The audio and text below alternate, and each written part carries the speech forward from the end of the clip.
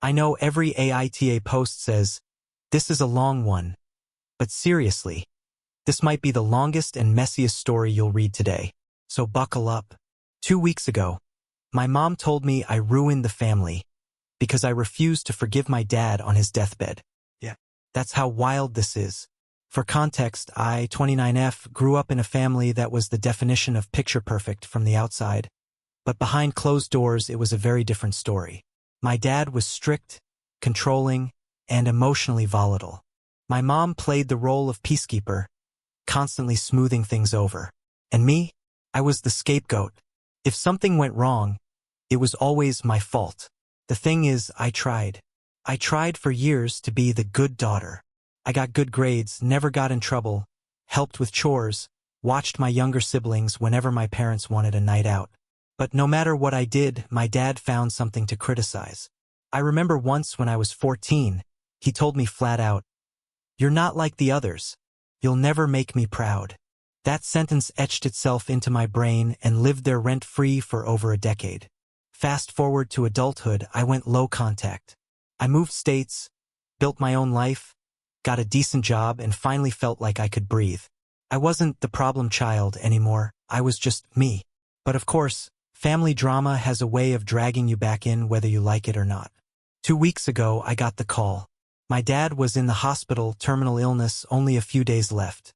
My siblings begged me to come. My mom said, "He just wants to see you one last time. Don't carry this bitterness forever." Against my better judgment, I went. I thought maybe, just maybe, we'd have one of those movie-style moments. You know, the estranged parent apologizes, admits they were wrong, and you both cry it out. Closure, healing, all that Hallmark stuff. But no. When I walked into that hospital room, the first words out of his mouth weren't, "I'm sorry." They were, "So, the disappointment finally shows up." That was the last conversation we ever had. And now my family thinks I'm a monster. When I walked out of that hospital room, I didn't cry. I didn't collapse. I didn't even feel the wave of grief everyone seemed to expect. I just felt hollow, like a chapter had ended, but it wasn't the one I'd been waiting for. I didn't get closure. I didn't get forgiveness. I didn't even get acknowledgement that maybe, just maybe, my dad had been wrong about me. He passed away the next morning. Within hours, my phone started blowing up. My younger sister, let's call her Emily, 27F, was the first to text me. "I hope you're happy. He asked for you and you couldn't even give him peace. Disgusting." Then came my brother, Daniel, 32M. "Whatever issues you had, you could have let them go for one day. He was dying. You'll regret this." My mom didn't text. She called. And when I picked up, the first words out of her mouth were, "I don't recognize you anymore." I tried to explain. I told her what Dad had actually said to me, how instead of apologizing, he used his last words to cut me down one more time. I expected at least a flicker of understanding. Instead, she sighed like I was being dramatic. "You know how he was," she said. "You should have just been the bigger person." That phrase, "be the bigger person," has been the soundtrack of my entire childhood. Dad yells, "Be the bigger person." Dad shames you in front of relatives? Be the bigger person. Dad ignores your achievements but brags about your siblings? Be the bigger person. Apparently, even in death, I was supposed to keep swallowing the hurt to make everyone else comfortable. The real kicker came later that night. We have a family group chat called The Originals. Corny? I know. And Daniel dropped a message for everyone. FYI, OP refused to say goodbye properly. She couldn't let go of her grudge. Don't expect her to help with arrangements. Within minutes, I was buried under a flood of passive-aggressive comments from cousins, aunts, and even family friends. Some were subtle, "We all grieve differently," but others were brutal. One cousin flat out wrote, "Wow, cold. I hope karma teaches you empathy." I stared at my screen, fingers itching to type back, but what was the point? These people didn't know the nights I cried myself to sleep because of Dad's words. They didn't know the way he'd humiliate me at dinner in front of extended family, or how he once laughed when I got dumped at prom because no guy would want someone like you. They didn't know. And worse, they didn't want to know. I muted the chat and put my phone down, but the weight of it pressed on me all night. I kept asking myself, am I the problem? Did I actually mess this up? Because here's the thing, part of me wanted to forgive him. Part of me wanted to walk in that room, hold his hand, and let him believe we were good. Not for him, but for me. So I could move on. So I could say I tried. But he didn't let me. He used his final chance to wound me one last time. And now, somehow, I'm the villain for not pretending otherwise. The funeral is in 3 days. And judging by the way things are going, I already know I'm walking into a storm.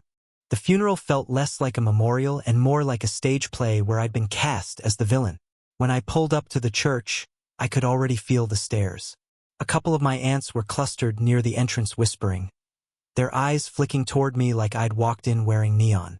Emily was at the door with Daniel, both dressed in black, both looking at me like I had no right to be there. Emily didn't even say hello. She just muttered, "Can you at least try not to make this about you today?"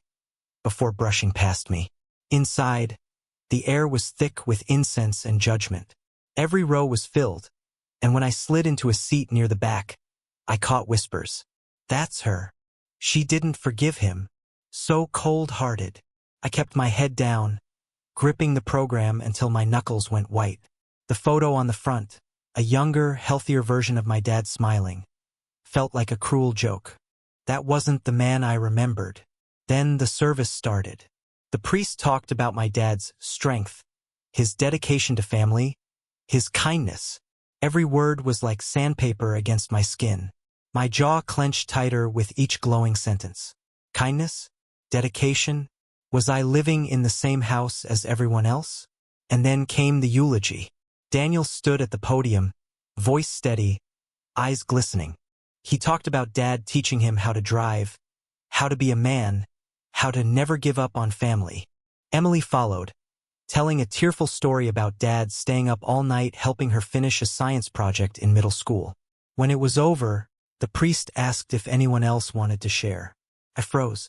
I hadn't planned on speaking, but suddenly every head turned toward me. The silence stretched. It was like the entire room was daring me to step up, to prove I wasn't as heartless as they believed. My heart pounded. I stood, walked slowly to the front. My hands trembled as I took the microphone. I opened my mouth, and then I saw it.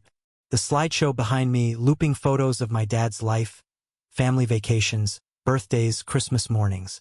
In every single one, there were smiles, joy, togetherness. But there was something else too. Or rather, someone missing. Me. Slide after slide. My siblings grinned with Dad, Mom at his side, relatives surrounding them. But I wasn't there.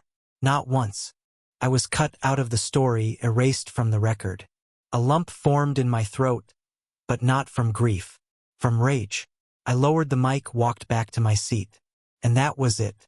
The silence was deafening, broken only by the priest awkwardly clearing his throat before moving on. I didn't give them the performance they wanted. I didn't cry. I didn't lie about who Dad was to me. And in their eyes, that made me the monster. Afterward, at the reception, Emily cornered me by the buffet. Her voice was sharp enough to cut glass. What the hell was that? You couldn't even say one nice thing? Not even pretend? I stared at her. Why wasn't I in the slideshow? Her eyes flickered. Guilt, maybe, or maybe just annoyance. Daniel put it together. Don't make this about you. But it was about me. They'd erased me. On purpose. That night, as I drove home, my phone buzzed with another text from Mom. Your father deserved better. You embarrassed us today. I don't even know what to say to people anymore. I didn't answer, because for the first time in my life I wasn't sure I cared what she had to say. But something told me this wasn't over. Not by a long shot. I thought the funeral would be the climax. The big showdown where all the family drama boiled over. Turns out that was just the warm-up. A week later, we all got emails from Dad's lawyer. Reading of the will. Attendance required. I almost didn't go. The idea of sitting in another room with people who looked at me like I was toxic didn't exactly sound appealing. But a small, bitter part of me wanted to show up just to see what else they could throw at me. The office was as cliché as it gets. mahogany desk, shelves lined with leather-bound books no one ever read, and a tired-looking lawyer in a gray suit. Mom, Daniel, and Emily sat together on one side of the room. I sat alone on the other. The divide couldn't have been clearer if someone had drawn a chalk line down the carpet. The lawyer cleared his throat and started reading. Most of it was predictable. Mom got the house, the retirement accounts, the life insurance. Daniel got Dad's collection of vintage watches. Of course. Emily got jewelry and some investment bonds. Then the lawyer paused, adjusted his glasses, and looked at me. And to my eldest daughter, "Opa, I leave." I braced myself. This was it. The final insult. $1? A Bible? Maybe nothing at all? My business shares and controlling interest in the company. The room went dead silent. For context, my dad owned a mid-sized construction company. Not huge, but successful enough to support us growing up and give him that smug sense of self-importance he carried everywhere. Daniel worked there part-time in college, but I'd never been involved. Dad never let me. He always said it was a man's business. And now he'd left it to me. Emily's jaw dropped. Daniel went red in the face. Mom's lips pressed into a thin, bloodless line. "This has to be a mistake," Daniel finally snapped. "Dad would never. He told me the company would be mine someday." The lawyer shook his head. "It's written here, clear as day. He updated this 2 years ago. The shares and controlling interest go solely to OP." I didn't even know how to react. Shock? Vindication? Confusion? All of it hit me at once. Emily leaned forward, eyes blazing. Why would he give it to her? She doesn't even like him. She hasn't even been part of this family. Mom's voice was low, but laced with venom. Maybe this is his idea of a sick joke. One last way to punish us. I sat frozen, staring at the papers in the lawyer's hands. I wanted to laugh at the irony. My father, the man who spent years telling me I'd never amount to anything, had left me his legacy. The very thing he worshipped more than his own kids. Daniel was still fuming. "We're contesting this. She doesn't deserve it." The lawyer sighed. "You can try, but unless you have grounds, fraud, undue influence, lack of capacity, it's unlikely to succeed. The documents are solid." As I walked out of that office, the weight of it hit me. I wasn't just the outcast anymore. I was holding the one thing they all wanted. And for the first time in my life, I had power. But power comes with a price. Because by that night, my phone was exploding again. Angry texts, calls, even voicemails. Emily accused me of stealing her future. Daniel said he'd never forgive me for this betrayal. And Mom sent just 5 words. "Fix this, or lose us." If I thought my siblings were relentless, my mom proved she was in a league of her own. 2 nights after the office confrontation, she called me. Her voice was softer than usual, almost trembling. For a second, I thought maybe, just maybe, she was going to apologize for ganging up on me. Instead, she started with, "Your father's last words weren't what you think." My stomach dropped. "What do you mean?" I was literally there. I heard him. She sighed. The kind of sigh meant to make me feel like a child again. He wasn't himself. He was in pain, confused. What he meant, what he wanted, was for you to forgive him. He told me after you left that he regretted everything, but he didn't know how to say it. I froze. Was that true? Or was this another manipulation tactic to guilt me into caving? I asked carefully, "So, you're saying he apologized to you, but not to me?" Her pause told me everything. "He tried, sweetheart. You just didn't give him the chance." There it was, the narrative shift. Suddenly, it wasn't Dad's fault for taking one last jab at me. It was my fault for not interpreting his words the right way. She pressed on.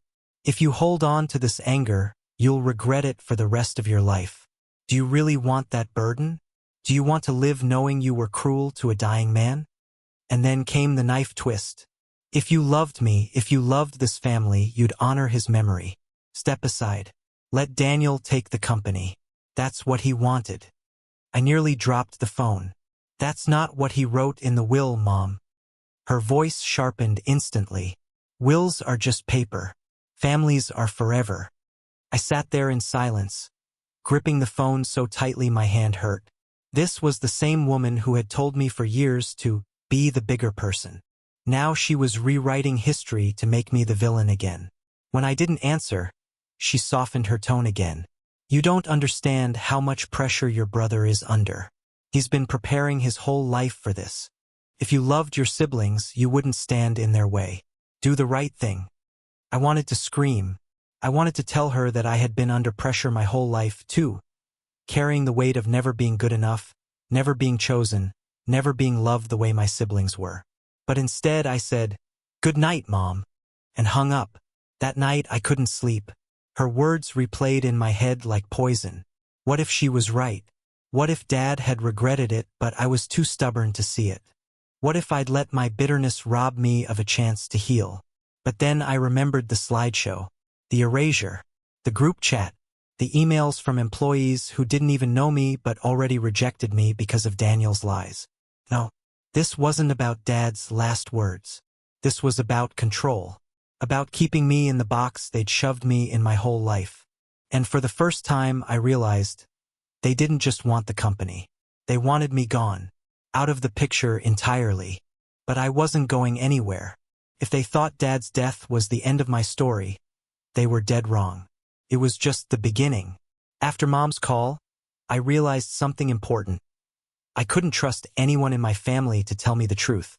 Every word out of their mouths was laced with guilt-tripping, gaslighting, or outright lies. If I wanted answers, I'd have to dig for them myself. So I did. I started by going through the boxes Dad had left in the office basement. Dusty file folders, old tax records, employee rosters. Most of it was boring paperwork. But buried in the back of a drawer was a battered manila folder labeled, "Personal, do not open." Of course, I opened it. Inside were handwritten notes. Some were drafts of letters never sent, others looked like diary entries. My hands shook as I flipped through them, realizing they were all in Dad's handwriting. And what I read made my stomach twist. Entry after entry painted a picture of a man who wasn't just harsh. He was paranoid, controlling, and deeply insecure. He wrote about Daniel being too soft, about Emily being spoiled by their mother, and about me. Oh, he had plenty to say about me. She challenges me. She thinks she's smarter, dangerous, needs to be put in her place before she ruins everything. I don't know how she turned out this way. Maybe I was too hard. But she'll thank me one day when she realizes the world doesn't coddle weaklings. If anyone takes over, it should be her. She has my fire, my ruthlessness. The others are weak. I had to read that last line 3 times before it sank in. He thought I was ruthless? He thought I should take over? The same man who told me I'd never make him proud had, in secret, admitted that I was the one most like him. But it didn't stop there. Tucked in the back of the folder were receipts. Literal receipts, bank transfers, cash withdrawals. Large sums of money funneled into an account with Emily's name on it. Dates stretching back years. And attached to one of the statements was a note in Dad's handwriting. "Don't tell her mother. Bribes for silence." I stared at the page until the words blurred. Silence about what? Why would Emily be receiving money in secret from Dad? My phone buzzed just then. A text from Emily, as if she could sense I was holding evidence in my hands. "We need to meet. Just us. No Daniel, no Mom. Tomorrow." For a second, I considered ignoring it. But something told me this was connected. That whatever Dad had been hiding with those payments, Emily knew more than she'd ever admitted. And if she thought she could manipulate me into walking away from the company, she was in for a surprise. Because now I had leverage. And for the first time, I felt the balance of power shift. I wasn't just defending myself anymore. I was holding the beginnings of a weapon. The only question was, what the hell had my father been paying my sister to keep quiet about? I agreed to meet Emily the next day. Neutral ground. A quiet coffee shop on the edge of town. She showed up late, sunglasses still on inside like she was shielding herself from the world. Or maybe just from me. She didn't bother with small talk.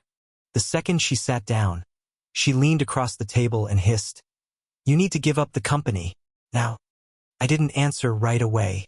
I pulled the folder from my bag and slid one of the bank statements across the table. Her face went pale. "Dad's handwriting," I said quietly. "Money wired to your account. For years. Care to explain?" Emily's jaw tightened. She grabbed the paper, stuffed it back into the folder, and hissed, "Where did you get this?" "Doesn't matter," I said. "What does matter is why Dad was paying you thousands of dollars under the table." Her composure cracked. For a moment she looked like the scared little sister I used to protect. But then her eyes hardened. "It wasn't what you think." "Then tell me what it is." She lowered her voice. "Dad had incidents. Anger. You know how he was. But with me, sometimes it went too far. He knew I could ruin him if I talked. The money was to keep me quiet." I froze. My heart hammered in my chest. Emily, his favorite, the perfect one, had been abused too? And instead of protecting her, he'd thrown money at her silence? Suddenly, the slideshow, the favoritism, the pedestal he put her on, it all made sense. It wasn't love. It was guilt. I whispered, "Why didn't you tell me?" Her voice cracked. "Because you would have hated me. You always thought I had it easy. If you knew the truth, you'd just think I was weak." I felt sick. Years of resentment, of comparing myself to her, of believing she was the golden child. It had all been built on a lie. But before I could say anything else, her walls shot back up. She straightened, cold again. "Doesn't matter now. He's gone. And if this comes out, it destroys the family. Mom can't know. Daniel can't know. No one can. That's why you're going to step down, sell your shares, and walk away. For everyone's sake." I stared at her in disbelief. "You think I'm going to protect him? After everything? After what he did to both of us?" She leaned closer, her voice a whisper of steel. "If you don't, I'll tell everyone you forged those documents. That you manipulated him when he was dying. You know they'll believe me. They always do." Something inside me snapped. I leaned back, my voice steady but sharp enough to cut. "Go ahead. Try. Because I've got proof now. Proof you've been hiding. Proof that ruins you just as much as him. You want to play games? Fine. But don't forget, I learned from the best. And Dad thought I was ruthless enough to take over. Maybe he was right." Emily's face drained of color. For once, she didn't have a comeback. We sat in silence for a long moment, the weight of everything between us heavy in the air. Finally, she stood, threw a crumpled bill on the table for her untouched coffee, and walked out without looking back. As I watched her leave, I realized something. The truth had set me free, but it had also lit a fuse. And when this bomb went off, my family would never recover. The next week was chaos. Once Emily realized I wasn't backing down, the rest of my family joined the assault. Emails, texts, calls, they came nonstop, each one angrier than the last. Mom was sending guilt-laden messages that made me question if I'd become the villain in every story she'd ever told. Daniel was rallying employees against me, trying to pressure me into relinquishing control. Even extended family chimed in, sharing their opinions on how I wasn't acting like a daughter should. I ignored most of it. But when Daniel showed up at my apartment, unannounced, everything escalated. "Open the door," he demanded, his face red. I didn't move. "I don't think so. Do you realize what you're doing?" he shouted. "You're tearing this family apart." I laughed bitterly. "You think I'm the one tearing the family apart? You've been planning to erase me from Dad's life for years, and now you're mad that I finally have power?" Daniel froze for a split second. Then he stepped closer. "You have no idea how much you're risking. You could destroy the company, destroy everything Dad built. And if you don't back down, I swear." I cut him off. "I don't care what you swear. I've spent my whole life being careful, obedient, invisible. No more. This ends now." He stormed out without another word. Then Mom called. I didn't answer. She left a voicemail dripping with manipulation. "Please, for the family, step aside. You're being selfish. Think of your siblings. Think of your father. Don't let anger ruin everything." Anger? They wanted to call me angry, when they'd spent years controlling, belittling, and excluding me. The breaking point came the next day. A longtime employee, one who had stayed loyal to Dad and Daniel for years, showed up at my door with a message. If you go through with this, there will be fallout. People you thought were friends will turn. The company will fracture.